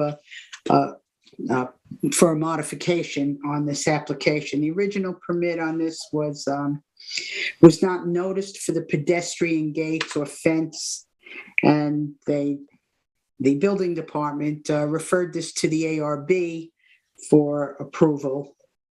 And the applicant did go in front of the ARB, and the ARB approved 6 foot, the fencing to be cut down to 6 foot on the side yards, which are the western and the southern portion, and 4 feet in the front yards. Then they discovered that it also required an Nrsp and a very large variance from the zoning board. So it then came to us. The variance on the western side of the property, which is where it says lot 21, the opposite side, is where'd it go? It was 99 feet at its closest point. But ultimately, we had the hearing. There were a number of issues that came up during the discussion. Part of the fence turned out to be off the applicant's property, yet they're private roads, so it did not come under the purview of the town of East Hampton at all for a resolution. We could not make a determination on fencing off the property, neither could the ARB. So after much discussion on this project, the applicant agreed to move the fencing on the western side of the property over to this portion of the driveway, where you see it says gate to remain, and the fencing will go, and they will move all the fencing on the Central Avenue side, all the fencing that's off the property. Actually, there are three sides where some of the fencing was off the property. On the Central Avenue, the Ocean Lane, and on the southern portion. They're going to move all the fencing onto the property and then do the Central Avenue and Ocean Lane. Since it's two front yards on this property, that fencing will be cut back to 4 feet, and it will be removed on the south and moved over to on the west to where there's a notation on this survey, the fence is to be relocated. So I don't know, Tyler, if you could just point out that section, and then it is noted. So the hearing was on November 6th. It's November 16th, and this survey that Tyler has showing us now was submitted the following day by the applicant's agent, who agreed to submit that and make the notation showing where the fencing would end up going. And I'm looking to approve this modification with those conditions. Thank you, Terry. Ed? Yeah, I don't have a lot to add, Mr. Chair. Our concerns were over the fence that was off the property. Should it be moved back in, and how it would be reconfigured? I think the applicant replied very quickly to us, as was pointed out by Member Berger, within the day, and we had the answers that we had asked for the day before. So I'm also looking to approve this application. Thank you, Tim. Yeah, I want to note this hearing was held on November 16th, 2021. I did not attend, but I did review all of the paperwork. I did watch the hearing in preparation for this evening, and I'm in agreement with my fellow board members to approve this modification. Thank you, Tim. I too agree with my fellow board members. I have nothing else to add. Council, you good? Yes, you are. Next is Emmanuel Fresco, 19 Isle of Wight Road, Springs, Suffolk Tax Map number 300-037-02-06. This was in my territory, so I'll report on this. Tyler, you want to pull up that survey? This is the mod survey. The board members, you remember this application. This was what I refer to, member Johan's foray into the ZBA, and he brought up the tree of save. I'll always bring him up on that. And that was classic. It was great. Good point. And in turn, the pool was slightly moved at that point to protect that tree, and as well as a dry well. The applicant is coming to us on this modification because the approved pool ended up interfering with the second story deck structurally, as well as the first story deck, and it would have required much more work to modify those decks or take them apart to build the pool. So in turn, what they've done is they've shortened the pool, which has brought it away from the house a little bit. And they made the second story deck smaller, as the applicant said, to make it safer, so people wouldn't actually jump into the pool. I don't know how real that was, but so they made the second story deck smaller. And as a result of that, they've added some decking to the side of the pool. There's a total increase on coverage of 128 feet. And the pool now, the side is smaller and it's 15 by 24 foot pool. I think this is a de minimis request relative to the application and the approval. They don't go closer to the water, and I think I'm recommending approval of this modification. Tim? Good. Thank you, Mr. Chairman.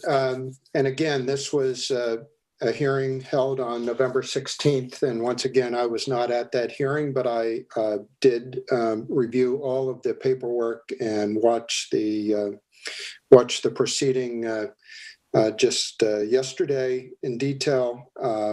And I agree with your assessment of it, and would add that the planning department thought that this was a very reasonable candidate for a modification. And as such, I'm in agreement to approve it. Thank you. Terry? Yeah, I'm also in agreement. Not much else to say on it. I believe the total coverage is actually slightly less than it was in the original, and I'm looking to approve the modification.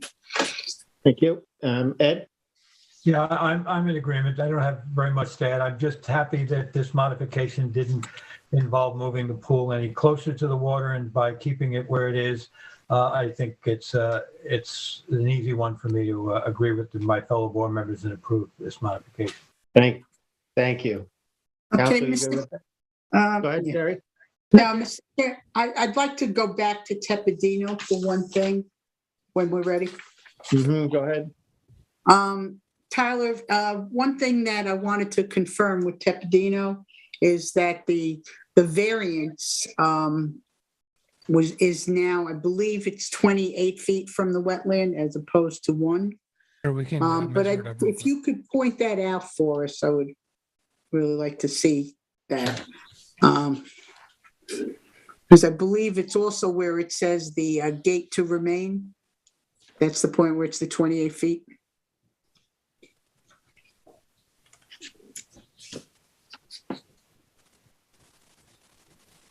So that's not actually the variance. That's to remain 28 feet. So it's 72 feet variance. Okay. Just a confirmation? Is that right? Yeah, yeah. 28 feet is probably an accurate estimate. Right. For the 28 feet from the wetland. Okay. Correct. All right. Thank you. There's an improvement. Thank you. It's still large, but it's much better and shorter. Okay, that's post-hearing decisions. We're now going to move into other decisions, and we have Laura McCall at 52 Private Road, Amagansett, tax map number 300-109-02-8. And it's a letter from Joel Halsey regarding separation of IA sanitary components and ZBA conditions of approval. Tyler? Sure. So this letter is sort of in response to some issues the applicant has been having with Suffolk County Department of Health when they went for their approvals. The zoning board's determination, as normal, requires a 2-foot separation from groundwater for all structures. However, the actual tank of the system does not meet the 2-foot separation. Actually, it's slightly below, which is something the board has been fine with in the past, and we were aware of it when the board approved the application.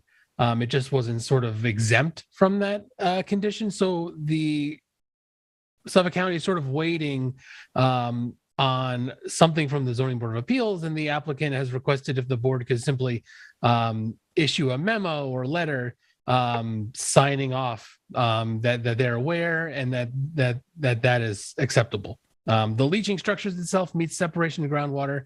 It's perfectly fine. The only issue was the condition of the board's approval, and the fact that it didn't meet the separation as required in the determination itself. I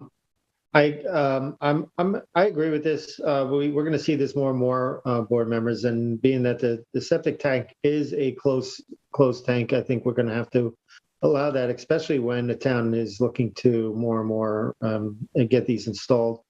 And I'm going to ask that a letter be drafted for me to sign to to give recommendation to the, stating that the board is okay with the design being within the 2 foot of the septic tank being within 2 foot of water. Do we Tim? have to remove that one condition then? I don't think the condition needs to be removed. It's just an acknowledgement that That we know. that the board was aware that this wasn't going to meet that, when they approved it, and that Okay. it's not a concern from the boards at this point. I'm in agreement with that approach, Mr. Chair. Yeah. Thank you. okay. Ed? I am as well, Mr. Chair. I'm in agreement with your plan to move forward. Okay, great. Next, we have 136 Soundview Drive LLC, 136 Soundview Drive, Montauk, Suffolk tax map number 300-004-02-02. The application for a certificate of occupancy relative to the board's condition of approval. And I believe this is Brian Frank has this. Brian, are you there? I'm covering it for Brian tonight. Okay, Tyler, thank you. Sure. So this had a 2014 approval for bulkheading and stone armor. No building permit was ever issued for that work. They did receive a building permit for some extensive reconstruction, and that was back in 2019. And they had a certificate of occupancy as well.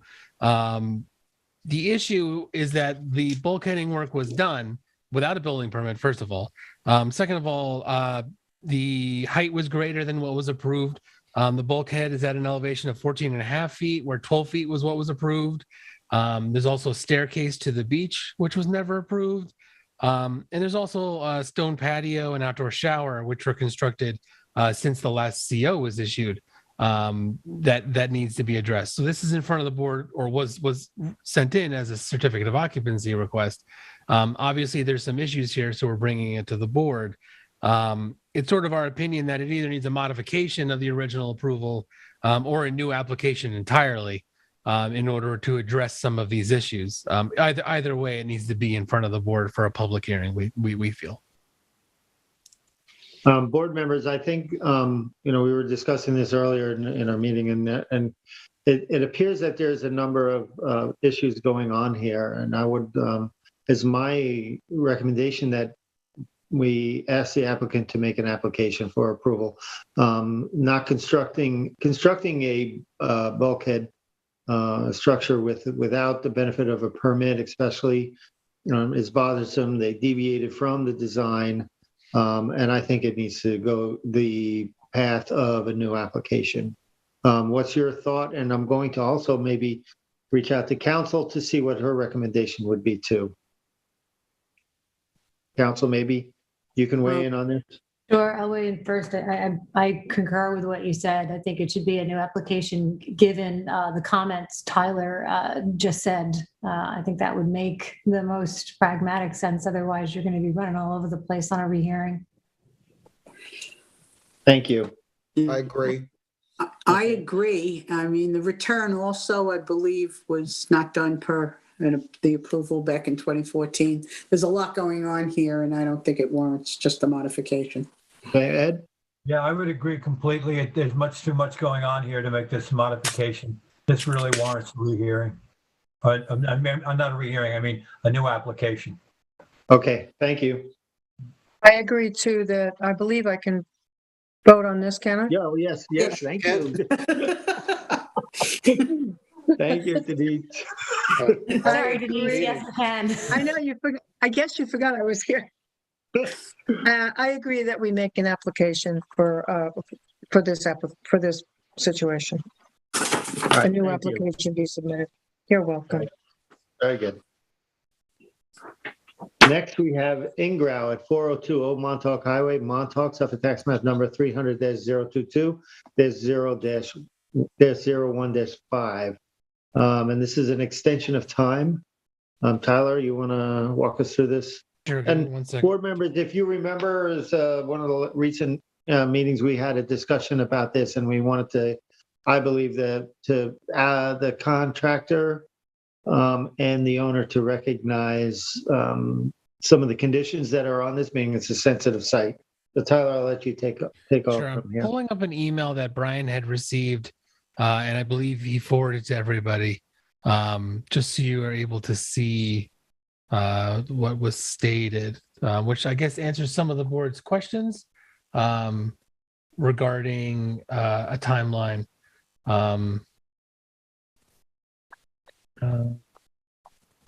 So I mean, I looked at this. Oh, this is timeline. Ingram. This is Ingram. Is this Ingrao or Albion? Ingram. Okay. Oh, I think we skipped one, yeah. Yeah, okay. Going out of order, but I can bring you back to adios Yeah, after. yeah. Oh, I bypass adios. My Adios. board members, I appreciate the timeline, but I'm not sure if that was clearly what we were asking for. I thought we were asking for a recognition from both parties that they understood the conditions of the approval of the application moving forward, because there was some understanding that there was a construction protocol that is very specific. And I believe we were asking for that. And I don't, maybe hear what you guys would recall from what we were requesting. I'm not sure this satisfies that. Yeah, I believe it does not. There was a lot more. The foundation and the photos that Brian had shown us, of the foundation and the current point of the construction, some of the, the safety of the site. Not exactly sure how much we were looking for, but it was, more than just the list.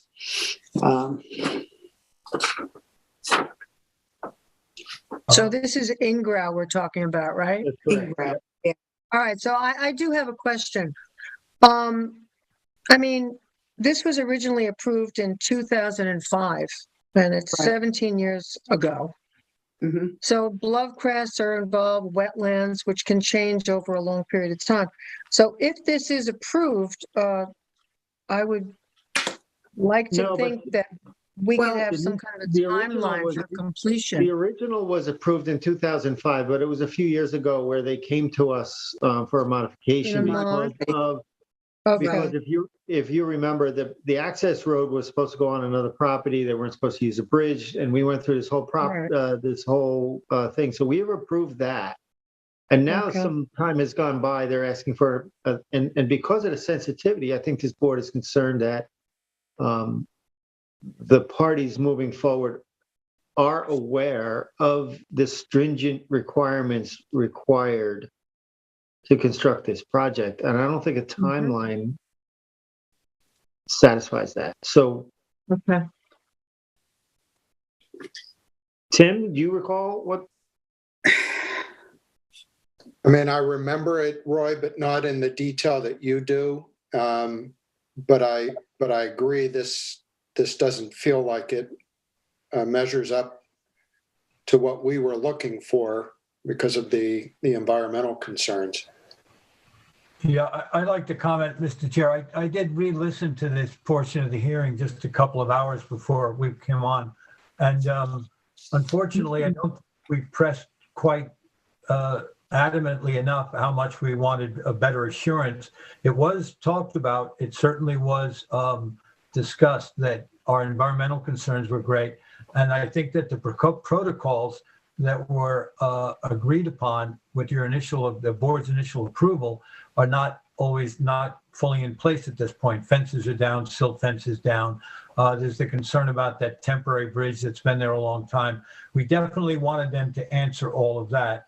We specifically on that night did ask for a timeline that would give us an idea how much longer this very extensive and long time frame is going to continue.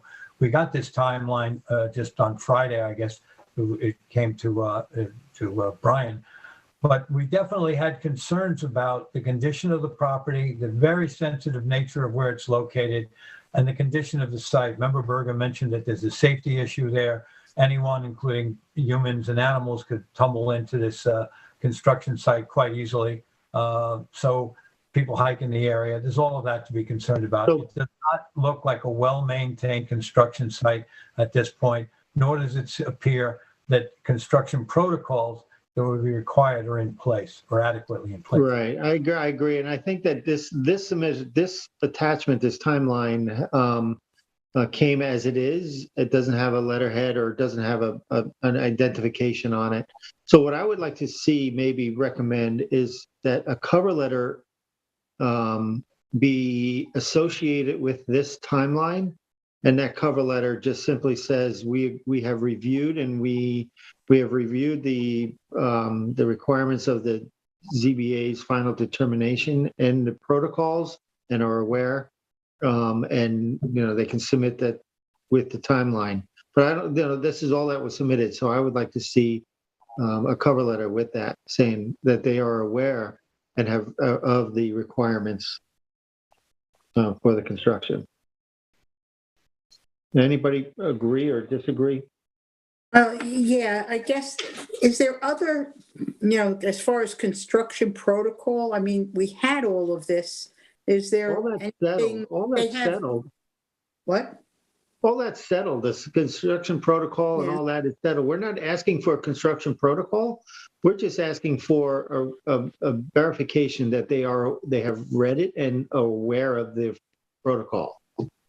And they're following it. Yeah. Yeah, I mean, I think you're asking for an Yeah. acknowledgement, just Acknowledgement. that gives us the satisfaction that they acknowledge that there are steps that were outlined in the approval. Right. Yeah, okay. So would there be any use, like they have shop drawings on this timeline for this period of time that we're in now? Is there any benefit for us to be shown that, or No, just the shop drawings. acknowledgement will do? No, shop drawings are more for the specific construction processes, and how it gets built. It has nothing to do with really us, more with relative to communicating with the architect and the owner. So that's not it. The timeline is, so we know what the overall duration of the project is. But Ed, what do you think? Well, I like your suggestion that we get a cover letter that very specifically says, do they recognize the protocols that were approved in the 2005 approval, and that they're willing to respect them and keep them enforced. Once we give an extension of time, another long period of time can go by, and that area can be degraded. I will just make, Ed, I just want to correct one thing you said, not the 2005 approval, the recent, and I don't remember the date of it, the protocol that has been revised and approved based on the last ZBA determination. Yeah. I forget the year of it. 2018. I think it was 2018. 2018. Yep. Okay. So that is the key protocol now that takes precedent over the 2005. Yeah. Then I agree. I agree that we've got to some recognition of the fact, as was mentioned by Member Brenneman, an acknowledgement of the fact that this protocol is to be adhered to. I agree. Okay. Roy, do you want to poll the board on the extension? Yes. Tim? Yes, I'm in agreement with the plan that we just outlined. Terry? Yes.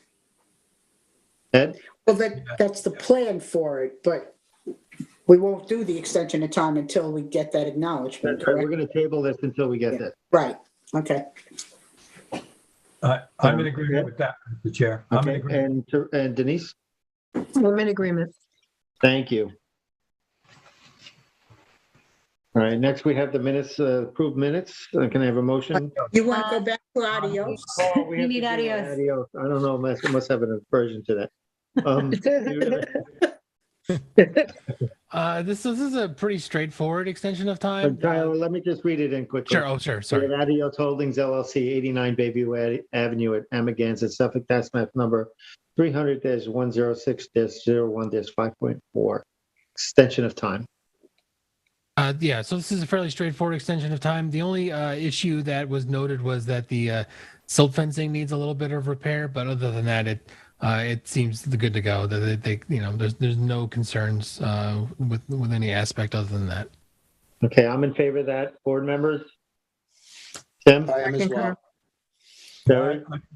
I concur. Yeah, This goes back to 2006, though? Yes. Yeah, but we have a recommendation from the Yeah, planning department. So. Okay. All right. Ed, Yeah, I concur. I agree. Denise, I concur as well. thank you. Okay. All right, can we have a motion to approve the minutes of January 11th, 2022? Yes, I read the minutes and they look good to me, so I would make a motion to approve the draft minutes of January 11th, 2022 for the East Hampton Town Zoning Board of Appeals. I'll second it. I'll concur. I'll concur. I concur as well. Thank you.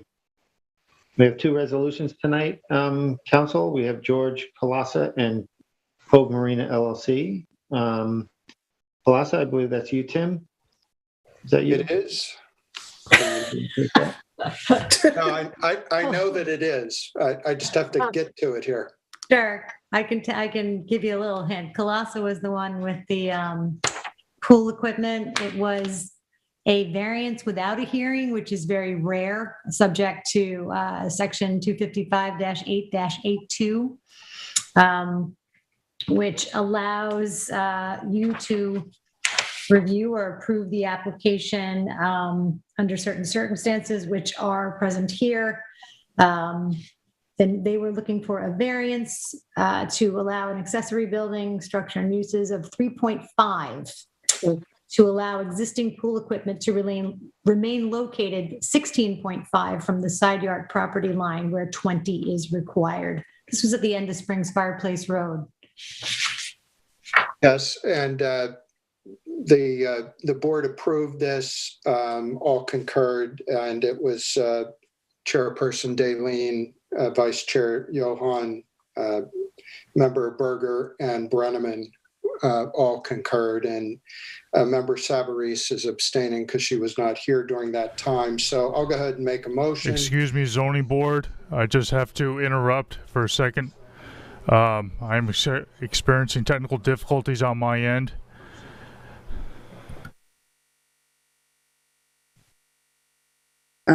No. Okay. Okay. Can we continue or? Did we lose him? I think we wait a minute. I'm not He sure. might be- Yeah, let's see if he gets back to us. Let's see if he can get back to us. Yeah. Just as we were getting ready to adios. Almost there.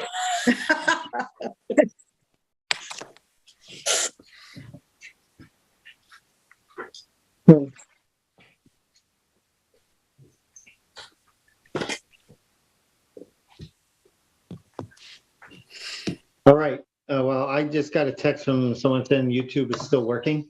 I don't Okay. know what you want to do. Yeah, I got a text that said the same thing. So I believe as long as we're being recorded, we can continue. We're in compliance with the open meetings law. I agree. Okay. So I was just prepared to make a motion in the matter of George Colasa at 2 Springs Fireplace Road, East Hampton, New York, Suffolk County Tax Map number 300-163-3-11.1 to allow the variance without a hearing and to approve this application, this Resolution? determination as Termination. written, to approve the determination as written. Thank you very much. Do I have a second? I'll second. I concur. Denise abstain, Mhm. and I concur as Abstain, well. yes. Thank you. Next, we have Cove Marina LLC at 364 Westlake Drive, Montauk, Suffolk Tax Map number 300-12-1-4. Whose was this? That was mine. Who's it? Okay, Ed, you want to take it? I will. You'll remember that Cove Marina came in front of us and there was a discussion that centered on two primary issues. One was the relationship of the work that was to be performed on the south edge of the property relative to their nearest neighbor. There was only 7 feet between the proposed work and the property line. That proposed work was the installation of a bulkhead that was going to rise up at some point 6 feet above existing grade. That was an issue on one level. There was also the problem of how to complete the work at the time. That was in our discussion from the get-go. What kind of protocol, what kind of construction technique and protocol could be followed that would protect the neighbor. Ultimately, we looked for return commentary from the applicant. We did not get that. And without that, without any assurances that the neighbor could be protected, but we all agreed and concurred to deny that application.